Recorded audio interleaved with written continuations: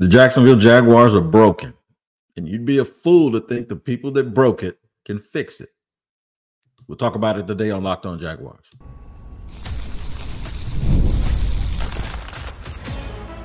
You are Locked On Jaguars, your daily Jacksonville Jaguars podcast. Part of the Locked On Podcast Network, your team every day. It is your team every day here on Locked On Jaguars. We thank you for making us your first listen. And you can find us at the Locked On Jaguars YouTube page. And you can find us wherever you listen or hear your podcast. We'll be there every single day, bringing you everything you need to know about your Jacksonville Jaguars. Today's episode is sponsored and brought to you by PrizePicks. Go to prizepicks.com/LockedOnNFL and use the code all lowercase LockedOnNFL to win $50 instantly when you play $5. Shout out to the everydayers for joining us every single day. Man, because this team is not giving y'all a whole bunch to even be enthusiastic about. So I'm going to tell you right now, I appreciate you. Here's what we're going to discuss today on the show. No more excuses. That's where we're going to end up, because that's probably where you all are now. You're tired of the excuses. Reasons and excuses look like identical twins, but they aren't. The people who broke it can't fix it.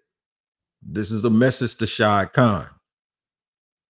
I'm not going to be too hard on him, but I'm going to be very, very direct, and I'm going to also be as truthful and as honest as I can about it to let you know why I think they need to make sure that they move on from this regime.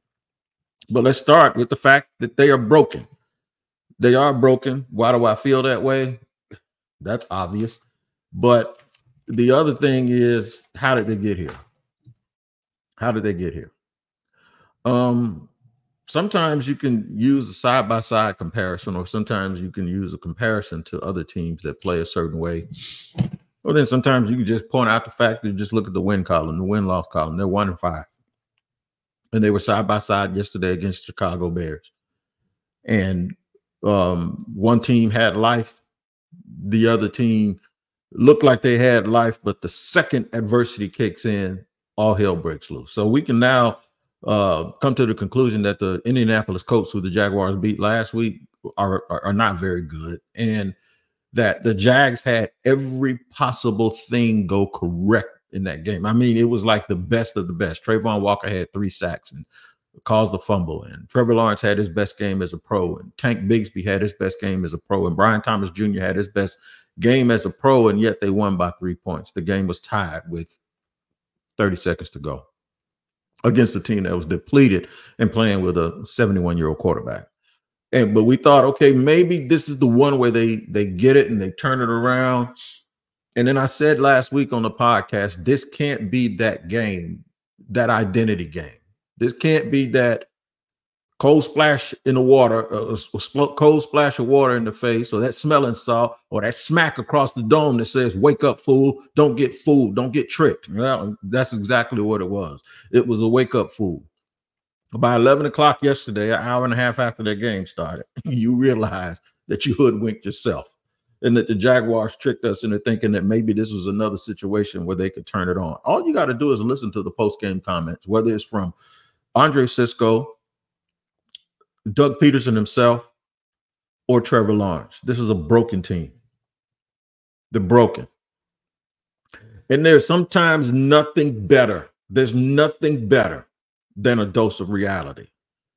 And the reality of this situation is they won 9 games in a funky kind of way in 2022.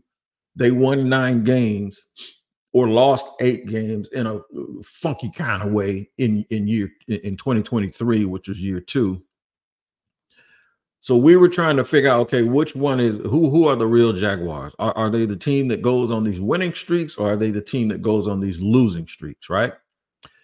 And then you kind of heard them say something in the offseason that this is going to really tell you why they can't translate things from practice to the game. They said we aren't physical. This is what they said, and this is what they said, both Doug Pederson and Trent Baalke. And I recall, because I wanted to laugh out loud at the fact that they were telling you the truth right in your face. We aren't physical. And I'm sitting there thinking, like, didn't y'all Y'all pick the players. You pick the players. You got the training staff you wanted. Why aren't they physical? And then Doug goes, Trent goes to the combine and gives a speech, and everybody, he kind of laughs it off like, when everybody's thinking, okay, we're going to go physical, that means we're going to draft all these big, physical, strong guys. He said, in his raspy voice, guys they don't get physical once they get to this point. They don't get physical. They're either born that way or they're not. Okay, so that even makes me wonder now why your team isn't physical. Because it's not about strength and conditioning. It's not about the things they're doing once they get here. Why didn't you draft, if you're the traits guy, why didn't you draft a whole bunch of big and physical people? And why am I harping on that today? Because people can say, well, you could talk about the fact that maybe Trevor Lawrence isn't as good as everybody thought. True. That's possibly true. But we've talked about Trevor before. Maybe Trevor has to be Superman every single week. And maybe some of that is on his own doing, but maybe it isn't. Maybe it isn't of his own doing that he tries to be Superman every week. Maybe all he's trying to do is be accountable and live up to the expectations and the contract that he now has. Either way, the reason why I think it's that way is because I think they lack something that you need in order to make things translate from practice to the football field. And I'm about to drop the bomb on you and tell you what it is. They already told you what it is. They said they weren't physical. That's the problem. They aren't physical. Here's the difference between practice.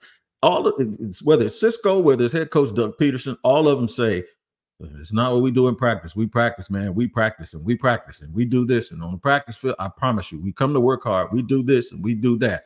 Let me really explain to you, and this is going to set us up once we get into the middle of the podcast. There's something that you don't do in practice that you do in the game. Even if you hit in practice, even if you make a whole bunch of physical contact in practice, which most teams don't during the season, that's something that you do during the game that you don't do during practice. And the reason why practice doesn't conceal the thing, or it doesn't make the thing that's not true about you or that's true about you go away. You can't hide from yourself. So you're not being very physical in practice, like most teams aren't. And you're not hitting with bad intentions in practice, even if you are being physical, because y'all are on the same team. That's like sparring in the gym with a headset on in boxing. But the second the game starts, you now have to be something that practice won't show you that you're not. And that is physical.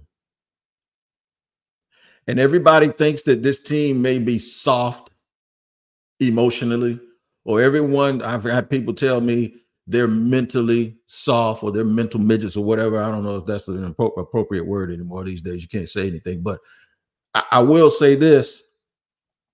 None of that is the biggest problem. The biggest problem is they aren't physical. And when somebody punches you in the mouth and you know you can't hit them back, you're going to shrink mentally because you know there's nothing you can do. I'm going to get more into that and tell you exactly why I feel that way and whose fault it is. The people that have already admitted to you, it's them. And I'm going to really, really break it down and explain to you why all these things are so important. We'll talk about it in just a second here on Locked On Jaguars.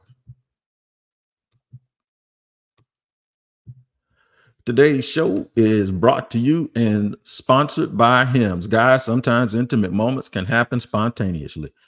And we always want to be ready so we can perform in the bedroom. Hims provides access to treatments that can help you stay hard and last longer, giving that boost of confidence so you can be ready whenever the mood strikes. I know that's right. Your sex life is important, but your schedule is busy. You don't have the time to go to the doctor's office to get treated for ED.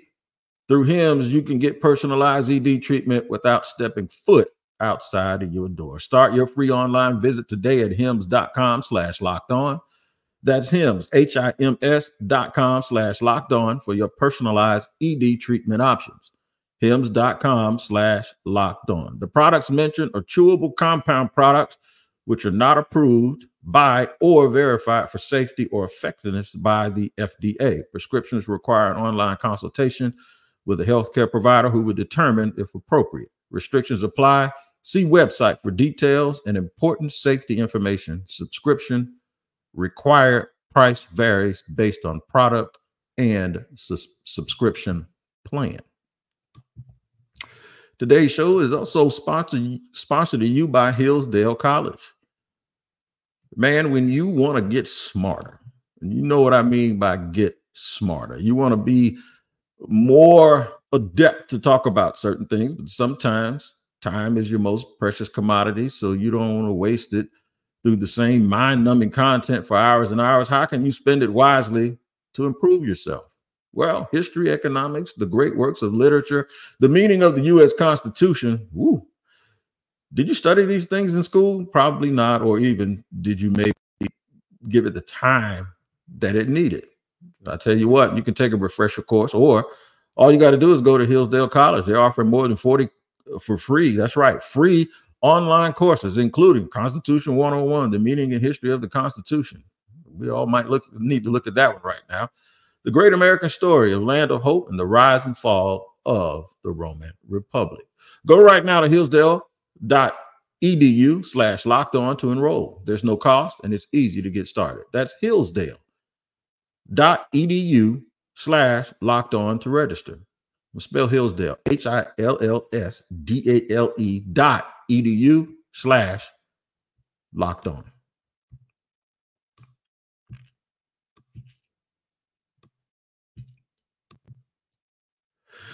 All right, man, we're right here in the middle of this Monday loser episode, 35-16. I didn't even announce the fact that the Jaguars lost to the Bears because y'all know that already. They lost 35-16. It was embarrassing. The second nationally televised embarrassing thing. And I'm going to park right here just for maybe 30, 45 seconds. I'm glad this happened on national TV. Sometimes there's some stuff going on in your house and nobody won't say anything, right? Everybody kind of, you're a little bit close to it. You understand all of the small things. And it's hard when you're so connected to a team and you know every little nook and cranny or turn or good turn or bad turn. Sometimes in your mind, what happens is you kind of get used to things not going correctly. And because you know so much, you know that it was just one turn to go in the other direction. Well, what happens is when you get washed in front of company, there's one thing for a family member to trip and fall in the house and embarrass themselves in front of family because we ain't going to say much. Well, some of us might. Depends on how your family works. But here's the deal. You get smacked on national TV to people that you have argued against and about this football team, trying to defend the city, trying to defend Trevor Lawrence, trying to defend every little thing and every little part of this entire situation. And then you get whooped one time. They say, yeah, okay, we're tired of y'all balling. You get whooped twice. And now you feel like there's a need to explain stuff nationally. And I think this embarrassment will make Shad Khan have to explain, not necessarily in a press conference, but through action, exactly that he is not going to put up with this foolishness anymore. But if he continues to sit here and I don't mind him praising them publicly, because it's a situation where you're either going to praise them publicly or you're going to criticize them publicly. And criticizing them publicly is counterintuitive to the goal that you're trying to have as a franchise. So I get that. But you can pause on the praising them. You can pause on the vote of confidence. That's something that you need to do it privately, but you don't need to do it publicly anymore, because I'm sure you appearing to be confident in the product that you saw on the field yesterday makes you look incompetent. So you might not want to do that if you're Shad Khan. But it's broken because they are not physical. At the end of the day, if things aren't going correctly, the one thing you can sometimes count on is your ability to just push people around. They can't do it on the offensive line. The other thing that you can count on is that the people that are closest to the ball when the ball is in possession of the opponent is that the defensive line can affect this game enough to hide some deficiencies or some injuries that you have on the back end. There's something that is really, really bothering me about this team. They had 7 people touch the ball on the first possession, which was a nice little scripted possession, but that it ended up in a field goal instead of a touchdown because Gabe Davis dropped the ball. The thing that bothers me about this team is the fact that you come out in a game and you got 7 people touching the ball on the first possession. I don't care if it worked, it's done. The thing that bothers me about this football team is during critical junctures in the first quarter of this football game, they had their 2 best players on the sideline in Trayvon Walker and Josh Allen. And you can tell me all day about the fact that you're trying to save them. Save them for what? That's like me having 2 bullets and I'm in a gunfight and all my people are getting smoked. Oh, well, I'm going to save these just for the end, just in case it's just me and one other dude. Yeah, well, you got 2 people on your side and there's an army of 14 over there, dude. I don't think you're going to make it to that point. You might as well just let it all go right now. And if you hit the right person, maybe everybody else will run. I don't understand this saving them for later when you're getting your brains blown out on the football field. I don't understand all of this rotating like everybody's the same. And if everybody's the same, that is a problem because that means you're not physical. Maybe the defense, where we're trying to save the defense because we know the offense isn't going to be able to sustain drive. So the defense is going to be dog tired by the time they enter the third quarter. That is ridiculous. It's all ridiculous. It's like everybody's trying to make up for deficiencies somewhere else when maybe they're deficient also. The fact that they're not physical tells me that they can't, and they keep saying that they're missing something going from practice to games. Yeah, because in games, you have to do something you don't have to do in practice. You got to punch people back in the face. And I think they're trying to do it, and they're coming back to the corner, and it's like the trainer's saying, let your hands go. And they're saying, no, you let yours go, because every time I swing, he's eating these punches, and he's punching me right back. They, as a collective unit, are not big, physical, and strong enough to get that done. What they are is the team that are rotating their players so much, trying to keep them fresh because there's a fear that they're going to get worn down. Now, take this into consideration. Who's wearing you down? The starters from the other team. Why do you feel like you got to save energy? Because you're going to get worn down. Why are you going to get worn down? Because you don't have enough people and you don't have enough starters to fight back and to give them what they're giving you. Thus, you try to rotate and say, we can't beat you with our starters, so we're just going to beat you with a whole bunch of people. We're going to beat you with, we don't have no 10s, so we're going to beat you with a whole bunch of 7s. They're broken. There's no way that Shad Khan can sit here and depend on those people in that building to fix it. Even if those people can be good GMs and good coaches in the right situation, it doesn't work together. And instead of doing what they've done in the past so much, well, we're going to sit here and make the decision. Which part of this is broken? I tell you what, how about we do this? How about we clean house and get rid of everybody and start over? Don't sit here and try to pick and choose the piece that you think is the wrong part and save the part that you think is the right part, because that's what got you in this situation in the first place. Man, it is done. Will you please start over? And that doesn't mean that people don't deserve another shot. I'll give you a perfect example. I watched the Detroit Lions yesterday. I watched both of their coordinators against Dallas. And yeah, everybody keep asking me, yeah, I like both of them, but you better get the right person in here with them so that they can build a proper staff and maybe have Trevor Lawrence play like Jared Goff. And then, because he is a little bit more talented than Goff, turn it loose every now and then, but then put him back in structure. Oh, I don't know, with a good offensive line, with a good defensive line, with a secondary that's coached by Deshae Townsend, who, ironically, the Jaguars fired last year because he was probably a part of the problem that they thought existed. You're kidding me. You talk about dumping the wrong cargo. The problem is the leadership of this team. Now, Shad, if he wants to take himself out of that because he says, look, all I did was give them everything that they needed, all the reason, then fine, do that. Let there be a line of demarcation. Separate them from you. Say, look, I did what I was supposed to do. They failed. At some point, we have to understand. But if you want to extend that grace to Trent Baalke, then you're going to be included in everything that's Trent Baalke because that's your choice and your decision. If we want to keep blaming Mike Caldwell and we want to keep blaming Press Taylor, and everybody might have some blame in it, so that the argument works both ways. But if that's what we want to do, then fine. But everybody that you continue to include in this team, it means you keep including yourself because that's a decision that you can make that you can actually change. No more excuses. Excuses and reasons can actually sound like the same thing or be identical twins, but they're actually not. They're different. I might even read the definitions of both of them. I'll do that in just a second here in the third and final segment on Locked On Jaguars.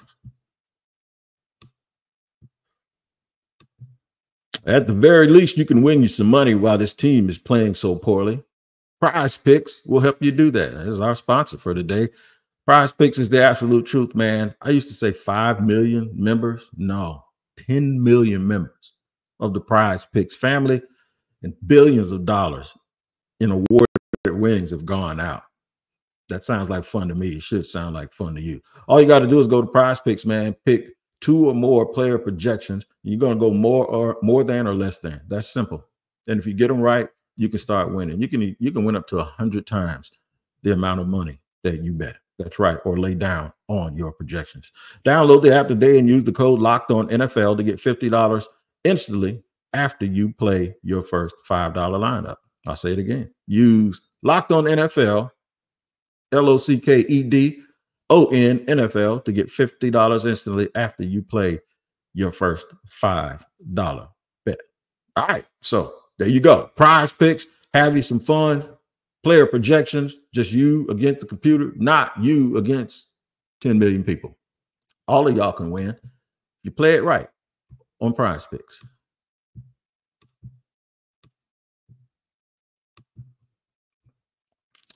Third and final segment here on Locked On Jaguars. We're at your team every day. We've already discussed that the Jaguars are a broken team.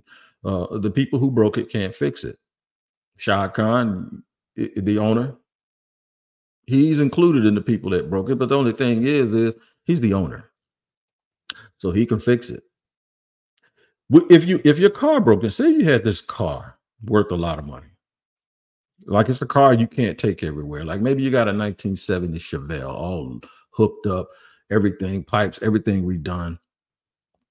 You're gonna let a shade tree mechanic fix it, or you're gonna take it to a reputable mechanic shop, and then they said they fixed it, then they didn't, and then you saw the dude standing there with that cigarette cocked in the corner of his mouth, scratching his head with his head on his hip, and he's giving you a whole bunch of, he's giving you maybe, you know what, that's when you stop right there and you take that thing to a specialty shop that specializes in Chevelles.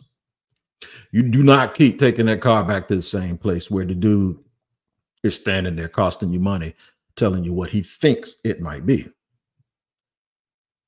The press conference shows me that Doug Pederson is the dude with the cigarette in his mouth, and he thinks he knows what it is, but it's going to cost you a whole bunch more to figure it out. And by the time you get it figured out, you're going to be wasting time. And Trent Baalke is standing right there with him. He's greasy too. He's standing there cleaning his hands off, trying to tell you to spend more money. Or you can just put it on the back of a truck and send it away to a place. It might cost you a little bit more, but you know for a fact they're going to get it right, or they have a better chance to get it right. That's what the Jaguars should do in terms of starting this franchise completely over with people that know how to build things and know how to fix things and know how to set things on a course of action that it might take time. It coincides, by the way, with the Jaguars starting next year going to be playing games in a stadium that's going to be beginning to be renovated. Maybe the team needs to be gutting itself and start renovating at the exact same time. And maybe by the time this thing rolls around and they open that new stadium, this team will be ready to compete. I don't think fans are ready to have the long conversation that this thing might be a couple years away. They're not close. In fact, they're further away now than they were 2 years ago. This thing has to be turned around, and there has to be an undertaking that we are going to do this the right way with the right people. And that's unfortunate. But you can't make any more excuses. You can't keep thinking that you're just that close to grabbing that apple off of that tree and you keep falling. So now you want to go back to being almost there again. No, we need to start over. We need to climb up another tree with a different ladder. The reality is you thought you were close. You thought you were there. You're not. And the people that were in charge, that navigated this entire thing, are the folks that are still in charge. And if Shad Khan sits here and goes, we're going to change some things, but we're going to keep moving, well, he's going to lose a lot of people, man. And you're just going to waste 2 or 3 years more of people's time. They need to fix it, but they can't fix it. It needs fixing, but they can't do it. They can't. They don't even give you a reason, or they don't even give you an idea. Okay? They don't even give you an idea that they know how to get it done. So here you go. Here's a reason, a cause, explanation, or justification for an event that happened. A cause, explanation, or justification. We aren't this, we aren't this, we aren't that. Period. What's going wrong with the team? We're not physical. We don't play like we practice. You might do. The thing is that you're practicing against each other, and that ain't gonna help you because marshmallows don't sharpen each other. Iron does. Okay. The other thing is, if you make an assessment and you give an honest opinion, well, that happened under your watch. This ain't like politics where you can blame it on somebody else. You have to actually take responsibility for it. So here's an excuse, an attempt to lessen the blame, attaching the blame or fault to someone else, or seek to defend or justify why you're bad. I want to ask Jaguar fans to tell the truth. Which one of those have you heard over the years? Or at least over the course of this season? Which one have you heard? Who have you heard from? Have you heard from the people that actually make the decisions? Because I know you sit here and listen to people talk about and talk to Doug Pederson every day, but you have to ask yourself, is he the one making the decisions? The ultimate decisions that lead to this team playing the way that they do. If they can give you a reason, then they have to give you a cause for that reason, and who was responsible and who was in charge to make that reason be what it is. But if they give you an excuse, that tells you that they're hiding something. And they're playing cover your CYA. They're playing cover your you know what. Either way, Shad Khan has to take a hard look in the mirror and decide and make the decision. And the decision is clear to me. The Jacksonville Jaguars are not being led by the people that can get them out of this situation, because those are the people that actually put them in the situation. And I know everybody goes, the definition of insanity is blah, blah, blah. I'm tired of all of those sayings, man. I'm sick of it. Look in the mirror, dog. Y'all 1-5. You're probably one of the 2 worst teams in the National Football League, and you shouldn't be. You got 2 people driving you into that, and that's been Trent Baalke and Doug Pederson. And I'm tired of trying to figure out which one of them is at fault. I say just get rid of everybody and start over. We're going to continue to pull this apart, man. I got somebody I really want to talk to about this, an agent. But we're going to work some things out behind the scenes first so that we are super, super clear. I'm going to try to, I might even get my man Fred Taylor. We've been talking about it. I'll see if our schedules line up this week. But this is what we're breaking this down all week, bro. I'm tired, and I know y'all are tired too. But the only way you let people know how sick and tired of you are is to absolutely show them how sick and tired you are, and show them, this isn't gonna fly. It's not worth the roller coaster and the mental gymnastics that fans have to go through every week to put themselves through this while other people make decisions for their poor performance. It just doesn't work that way.